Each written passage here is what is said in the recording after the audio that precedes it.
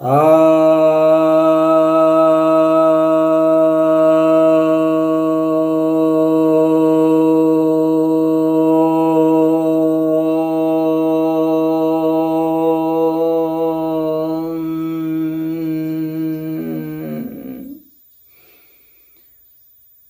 भक्तजनों को सप्रेम नमन।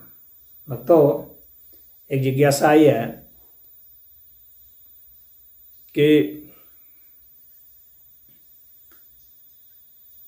नास्तिक रैशनैलिटी और ह्यूमैनिटी की बात करते हैं और उससे वे अपने को आस्तिकों से बेहतर सिद्ध करते हैं।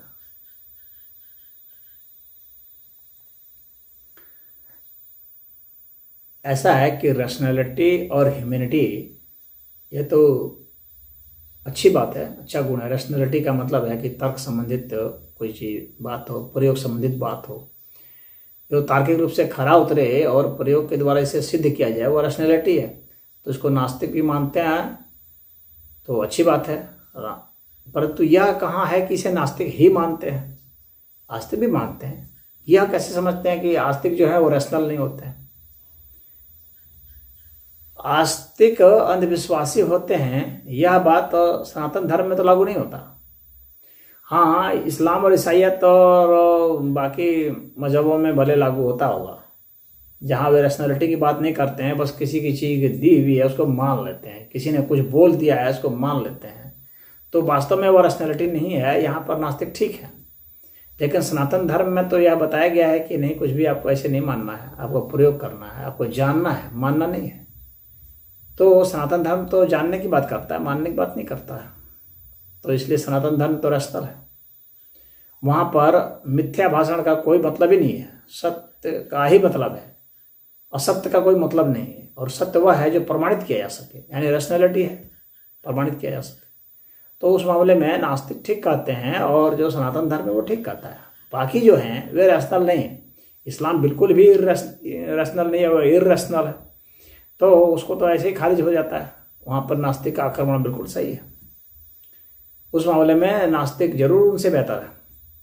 उसी तरह से ईसाईयत भी है, वहाँ भी उल जुलूल बातें हैं बहुत सारी, तो वो भी खारिज होता है। उसी तरह से यहूदी हैं, वहाँ उल जुलूल बातें हैं।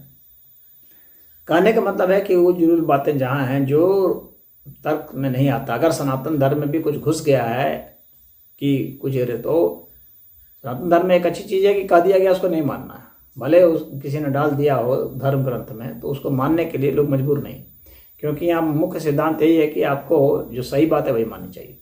तो रैशनैलिटी तो सनातन धर्म में है, तो आस्तिकता तो यहाँ पर है। आस्तिक लोग रैशनल होते हैं, लेकिन आस्तिक वे जो जानने की कोशिश करते हैं, जो मानने की कोशिश नहीं करते। अब इसके बाद आती है बात ह्यूमैनिटी की, जो बात की है कि वे ह्यूमैनिटी की बात करते हैं। तो ह्यूमैनिटी की बात करने वाले कोई बहुत ऊंचे आदर्श वाले नहीं माने जा सकते। क्यों? क्योंकि ऐसे लोग जो ह्यूमैनिटी की बात करते हैं, वे जो ह्यूमन नहीं है उसके प्रति फिर क्रूरता की बात करते हैं, उनके हित की बात नहीं कर पाएंगे। तो आस्तिक तो वह है जो कि सिर्फ ह्यूमन को नहीं, बल्कि सभी प्राणियों के हित में सोचता है, करता है। किसी को अनावश्यक तंग नहीं करता, किसी को अनावश्यक छेड़ता नहीं, किसी को अनावश्यक सताता नहीं, किसी का अनावश्यक शोषण नहीं करता, किसी की अनावश्यक हत्या नहीं करता। लेकिन नास्तिक तो करते हैं। तो वे ह्यूमन के बारे में सोचते हैं, लेकिन अन्य प्राणियों के बारे में कौन सोचेगा? वनस्पतियों के बारे में कौन सोचेगा? अन्य जो पशु हैं, वन्य पशु हैं और दूसरे पशु हैं, उनके बारे में कौन सोचेगा? पक्षियों के बारे में कौन सोचेगा? कीड़े मकोड़ों के बारे में कौन सोचेगा? उनकी भी तो उपयोगिता है और उनका भी तो अपना जीवन है, उसका भी तो हमें सम्मान करना है। तो यहाँ पर जो है नास्तिक मात खाते हैं, क्योंकि वे सिर्फ ह्यूमैनिटी की बात कर सकते हैं,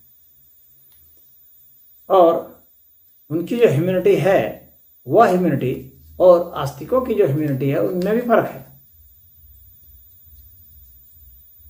इनकी ह्यूमैनिटी में तो देह का शोषण तो है, मन का शोषण भी है। इसीलिए ये जो है, ये ह्यूमैनिटी की बात करके तो ये इमोरलिटी भी दिखलाते हैं। भ्रष्टाचार से इनको कोई परहेज नहीं होता है। तो अगर वे ईमानदारी, इसमें इस ह्यूमैनिटी में अगर उनका ईमानदारी भी शामिल है, अगर दया भी शामिल है, करुणा भी शामिल है, प्रेम भी शामिल है, तब तो ठीक है। अगर अहिंसा भी शामिल है तो ठीक है। तो करुणा, सहयोग, अहिंसा ये सब भी अगर शामिल है इनकी ह्यूमैनिटी में तो ठीक है। अगर नहीं शामिल है और कहीं भी इसका अतिक्रमण करते हैं तब तो इनकी ह्यूमैनिटी बहुत ही वीक है। तो ह्यूमैनिटी के मामले में वीक जाते हैं। और फिर अगर दया, करुणा, सहयोग ये सब है तो फिर वो अन्य जानवरों पर क्यों नहीं लागू है, उसको क्या ये बताएंगे? अगर अन्य जानवरों पर भी, अन्य वस्तुओं पर भी लागू हैं तो फिर ह्यूमैनिटी को क्यों कहेंगे, यह जरा बताएंगे। और अगर उनके दिमाग में ह्यूमैनिटी श्रेष्ठ चीज है तो यह भी उनको बताना पड़ेगा। यह उन्होंने पक्षपात और अहंकार की भावना कहाँ से पा ली श्रेष्ठता की, ह्यूमन को श्रेष्ठ बताने की? सारे पशु पक्षी, जीव जंतु सभी अपनी अपनी जगह पर श्रेष्ठ हैं, अपने अपने क्षेत्र में।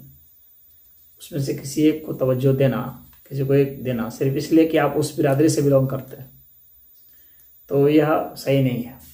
तो इस आधार पर वे अपने को आस्तिकों से बेहतर सिद्ध करते हैं। सिद्ध तो नहीं करते, दावा करते हैं।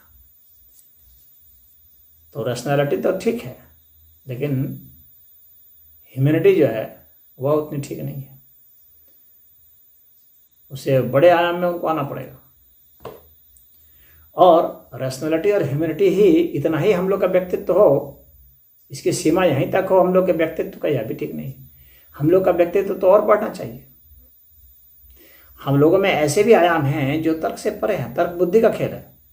बुद्धि से भी सूक्ष्म अस्तित्व है हम लोग का। अब सोचिए, जब हम लोग सो जाते हैं, गहन निद्रा में चले जाते हैं, तो उस वक्त हम लोग की क्या तर्क क्षमता रहती है? हम तो सपने में भी तर्क नहीं कर पाते हैं। सपने में भी नहीं सोच पाते हैं कि सपने में हम राक्षस बन गए हैं, सपने में हम भैंसा बन गए हैं, तो हम वहाँ क्वेश्चन नहीं उठा पाते। तर्क क्षमता हमारी वहाँ खत्म हो जाती है। तो वहाँ तो हमारी रैशनैलिटी खत्म हो जाती है। फिर भी सपना तो हम देखते हैं, उसका अस्तित्व तो है।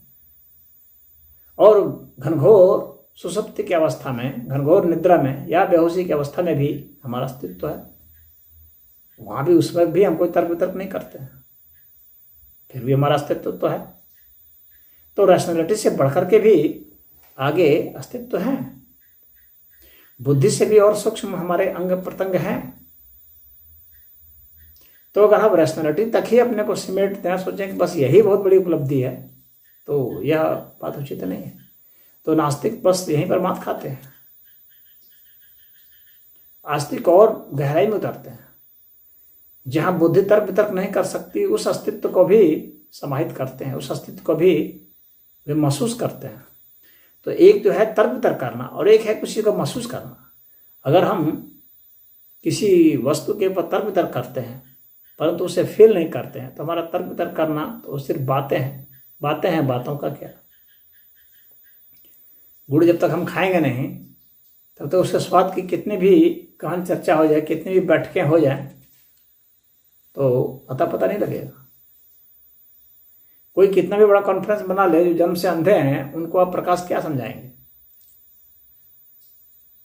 तो अनुभूति तो अनिवार्य है। तर्क वितर्क से, रैशनैलिटी से काम नहीं चलेगा खाली।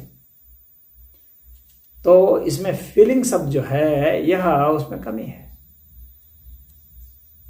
और जितनी गहरी फीलिंग होगी, अनुभूति होगी, उतना ही गहरा जो अनुभव होता है वह हमें और उतना परिपक्व बनाता है और इस अस्तित्व के जितने बड़े आयाम हैं उसका एहसास हमें कराता है। तो रैशनैलिटी में तो ये इस तरह की कमी आती है। तो आस्तिक जो होते हैं वे उन और जो गहरी चीज़ें हैं, बुद्धि से भी और सूक्ष्म जो हैं, वहाँ तक हमें जाने की प्रेरित करती है और वहाँ तक अनुभूत कराने की बात करती है।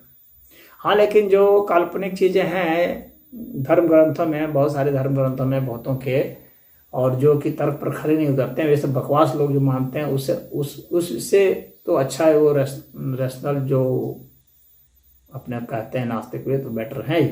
ये सब बकवासों को तो नहीं मानते। तो आस्तिकों को चाहिए कि जितने बकवास नास्तिक सिद्ध करते हैं उन सारे बकवासों को जो वो सिद्ध करते हैं जो सही भी है उसको फेंक दें, अपने ग्रंथों से निकाल फेंक ऐसे कचरे को जो कि तर्क संगत नहीं है, जो न्याय संगत नहीं है। अन्यायपूर्ण बातें जैसे कि इस्लाम में है भाई कत्ल कर दो, जो इस्लाम को नहीं मानता है उसका लूट लो। भला इसकी आलोचना अगर नास्तिक करते हैं तो बिल्कुल सही करते हैं। तो ऐसी चीजों को आप निकाल फेंकिए अपने ग्रंथों से। यदि आप चाहते हैं कि ये समाज जो है को स्वीकार हो आपका धर्म पद, तो निकाल फेंकना होगा। जो भी असंगत बातें हैं, जो अवैज्ञानिक बातें हैं, जो अमानवीय बातें हैं, जो नास्तिक कहते हैं वो ठीक कहते हैं, तो उनको आप निकाल फेंकिए और उसे और बेहतर बनाइए। जहां तक उनकी पहुंच नहीं है वहां से आगे बढ़िए, वहां तक जाइए आप और गहराई में, तब तो उसका कोई महत्व है। नहीं तो अंधविश्वास और कट्टरपंथी और ढपोरपंथी से तो बढ़िया है नास्तिक।